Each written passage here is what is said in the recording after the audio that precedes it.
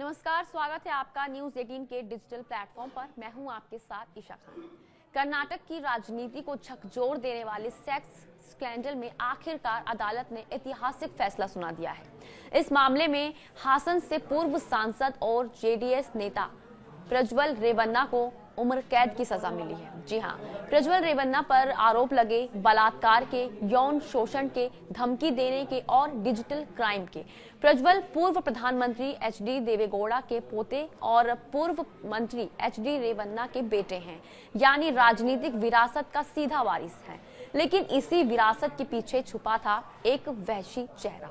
बता दें, 2020 से 21 के बीच एक युवती ने बताया कि प्रज्वल रेवन्ना उसे बार बार वीडियो कॉल करके कपड़े उतारने को कहता था। जब उसने मना किया तो उसे और उसकी मां को गंभीर अंजाम भुगतने की धमकी दी गई। इस पूरे केस का सबसे बड़ा सबूत बना एक साधारण सी साड़ी। पीड़िता ने अदालत में बयान दिया कि अब प्रज्वल ने उसके साथ जबरन बलात्कार किया, तब उसने वही साड़ी पहनी थी। वो साड़ी उसने संभाल कर रखी थी। फोरेंसिक जांच में उस साड़ी पर प्रज्वल का डीएनए यानी स्पर्म के निशान मिले हैं। अदालत में ये सबूत निर्णायक साबित हुआ। इतना ही नहीं, पीड़िता ने वारदात का वीडियो भी रिकॉर्ड किया था, जिसमें साफ तौर पर प्रज्वल रेवन्ना का चेहरा दिख रहा था। कोर्ट में ये सबूत पेश हुए और फिर प्रज्वल की किस्मत पलट गई। जैसे जैसे मामला आगे बढ़ा, खुलासे और चौंकाने वाले होते गए।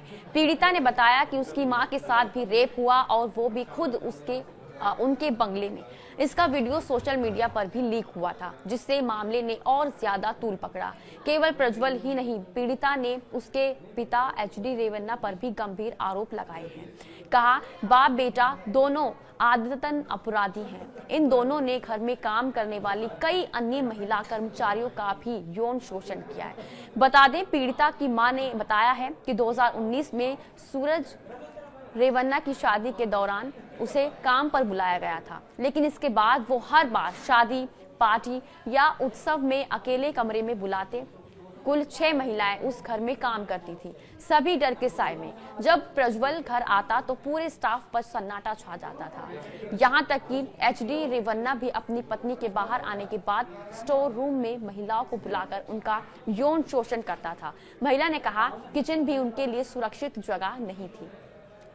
वहीं पीड़िता ने कोर्ट में बयान दिया है कि उसने हमें गुलाम बना दिया था, धमकी, डर और बर्बादी, हमारी जिंदगी नर्क बना दी थी। मेरी माँ महीनों घर से दूर रहती थी और आधी रात में फोन करती थी। पिता के साथ मारपीट हुई, जमीन बेचनी पड़ी और नौकरी चली गई। जब केस दर्ज किया गया तो प्रज्वल की टीम ने घर लौटाने का लालच देकर केस वापस लेने का दबाव बनाया, लेकिन पीड़िता डरी नहीं। साड़ी, वीडियो और सच्चाई वही उसकी ताकत बनी।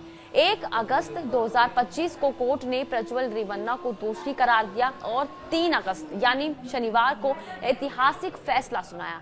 बता दें, ये जुर्माना पीड़िता को मुआवजे के रूप में दिया जाएगा। वहीं कोर्ट ने इस मामले की जांच अब एसआईटी को सौंप दी है। सोशल कोर्ट के जज संतोष गजानन ने फैसला सुनाते हुए कहा है कि ये मामला सिर्फ कानून का उल्लंघन नहीं है, ये सत्ता का दुरुपयोग है।